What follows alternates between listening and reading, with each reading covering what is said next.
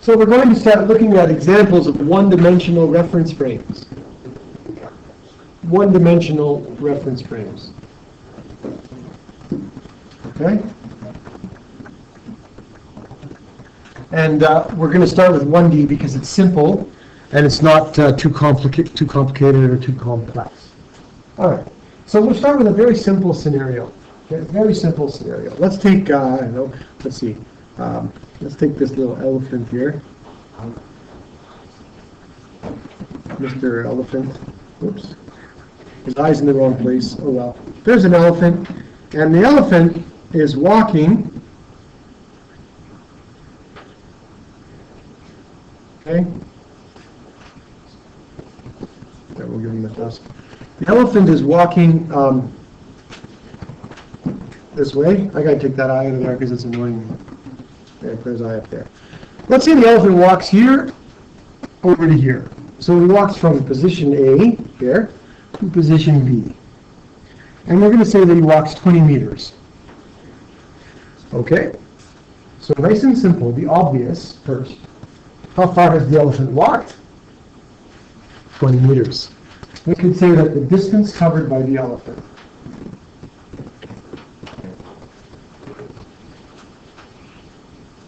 is 20 meters.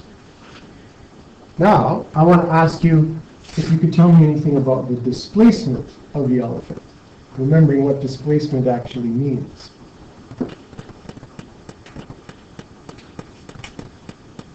What's the difference between this distance and displacement? Well, displacement means a direction.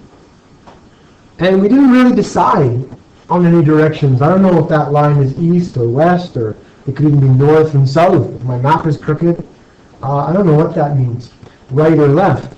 And so, in order to define the displacement, the first thing you need to do is you need to decide on a reference frame for the question that you're dealing with. You need to make a conscious decision about what reference frame you're going to use. It stands to reason, though, that when it's obvious like this, you use the obvious. Since I drew it left to right, we could just simply assign our reference frame as a right-left linear reference frame. And when we do that, we now imagine that everything is taking place on a number line that goes right and left. Right? And that's going to be our stage that we're going to play the elephant's little motion out on. So then we could say that the displacement would be 20 meters to the right. So you see why it's important to define your reference frame. Many questions, the reference frame will be just built right in and obvious. You don't actually have to write this down. It's not like you have to have step one and write it. It's not part of your solution, but it is part of your thinking process.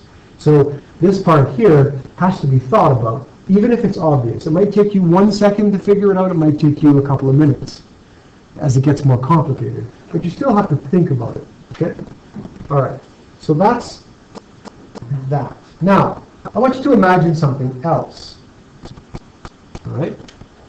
Let's imagine that you have a house here, and you're at your house, and you leave the house, and you walk down the driveway.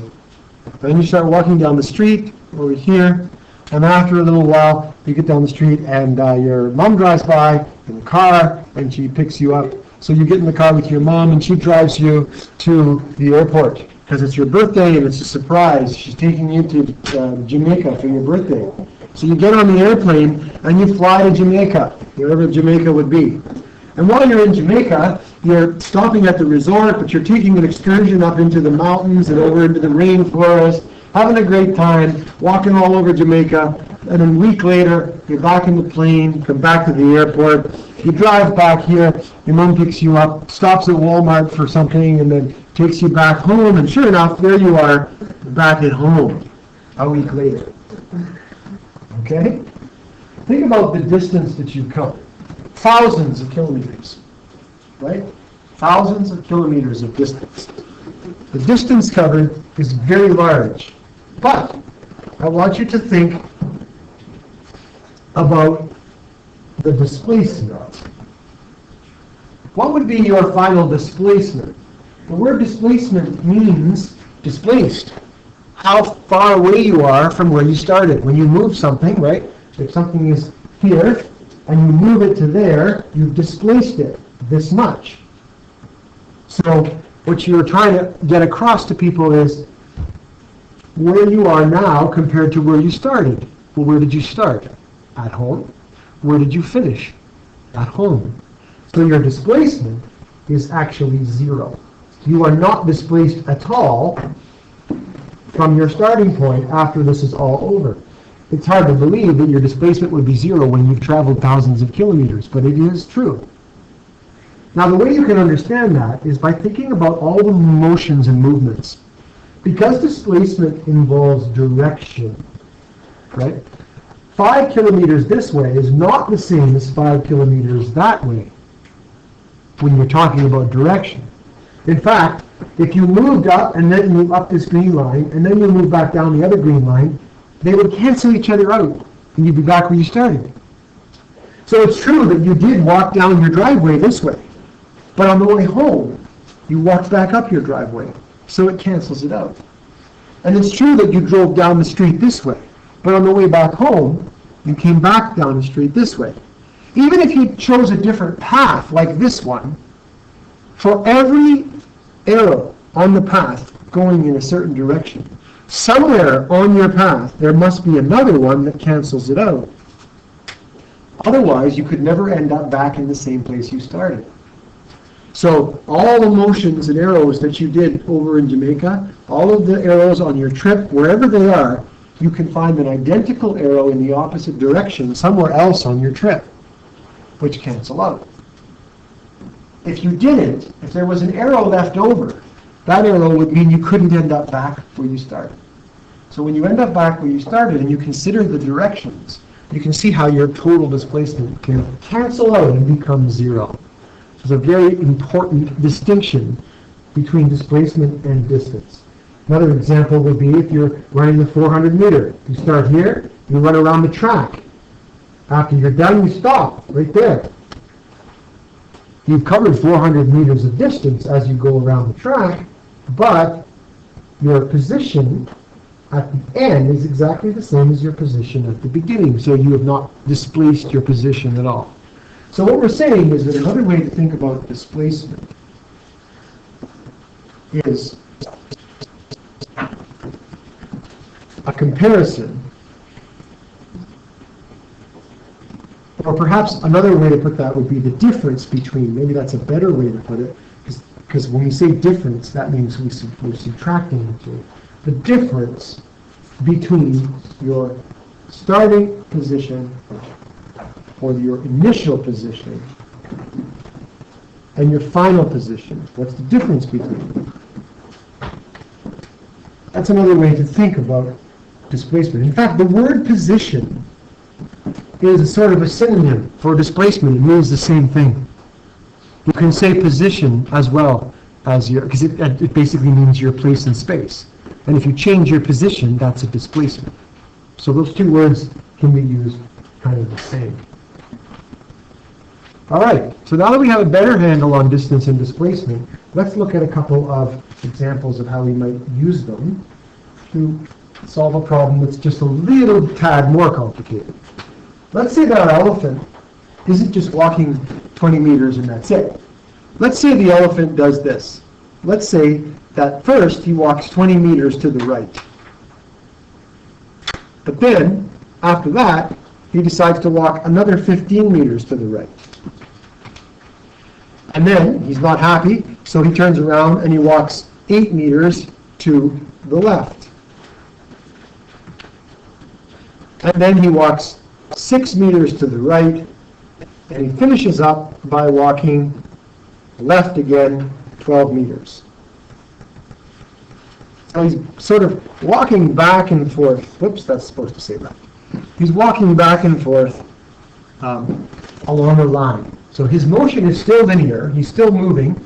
So he's basically walking on the number line, right? And we'll start at 0. 0 is a good place for the elephant to start because it's convenient. Now, because we've decided that we're using a number line, we have a very convenient way to put the directions into the numbers that we use. Obviously on a number line, anytime you go to the right, let's say you're here, let's say you're at -8. If you hop over to -5, you make 3 little hops to the right, correct? Which means it's like adding 3 plus 3, 3 hops to the right. You're still on the negative side of the line, but that doesn't matter. The fact that you're going this way means that it's a positive move. And if you add 3 to -8, you end up at -5. Same thing over here. If you're at 4 and you make 2 hops, you will be 4 plus 2 will give you 6. So adding or positive numbers mean moving to the right on the number line. It's very cool. If you go the other way, if you start at 4 and you hop back to, say, that might be, well, I have to be 2. It's not very good scale, but you know what I mean. That would be subtracting 2 to go the other way. So what we basically understand is that any movement to the right is plus, any movement to the left is minus. So now I can translate my English words into mathematical numbers that actually have direction. It's the first time we've done this. So I got to make sure I got them all there. The first one, I'll do it a different color. 20 meters to the right translates into positive 20 meters, plus 20. And then 15 meters to the right is plus 15 meters. 8 meters left, minus 8. 6 meters right, plus 6. So every time I see the word right, I use a plus. Every time I see the word left, I use a minus. Pretty straightforward. And it's a very convenient way of describing these movements. And after that, 12 left. Well, now we translated these words into a mathematical sentence. And of course, we can sort of do what the math is telling us to do. 20 plus 15, right? 35, sorry. Is that the final answer, you mean? 21? Okay, so you do 20 plus 15, take away 8 plus 6, minus 12, assuming that's 21. I'll trust you. Now, it's positive 21, right? Okay, so the answer is 21, and what that tells us is, if you read this, you translate this back into English, because it's positive, it's 21 meters right. Which means that when the elephant is all done moving, his displacement is equal to 21 meters to the right of where he started. 21 meters to the right. So the first thing we have to understand is that what we're doing here when we write this down is we're actually talking. We're saying something. What we're saying is motion. 20 right, 15 right, 8 left, 6 right, 12 left. But it's math. But you're still communicating these motions. And the handy number line with its plus and minuses is a perfect way to deal with directions. And that's how we do it. We deal with the directions with the plus and the minus. Okay, I want to show you something. We started at 0, but it doesn't matter. You could take the number line and walk all the way down to the far end and start at 100. Right? And if you start at 100, that's okay. So if you start at 100, and you then go 20 to the right, up to 120, and then 15 to the right, up to 135, and then you go back 8, right, which puts you at 125, I think, right? No, that's 10. 127, yeah. And then you go 6 ahead from 127, will put you at 133, and then you go 12 back, well, you take away 12, you're at 121. How far are you from where you started? Still 21 to the right. So it doesn't matter whether you start at 0 or not. You'll still get the same answer. But it only makes sense when possible to start at 0 because it's easier. It just makes sense. That's what people do. But you don't have to start at 0. You can start anywhere on the number line. But the displacement, because it measures your starting and finishing point, wherever they are, it's always going to be 21. Okay? All right. And this applies to just about anything. We could do another example of an elevator. There's actually an example in the questions that you're going to see online where the elevator is moving up and down. It's kind of the same idea. So what we're doing is learning to translate numbers and direction. So to summarize very quickly, what we've done here, in a linear reference frame, okay, plus and minus represents the two choices that you have.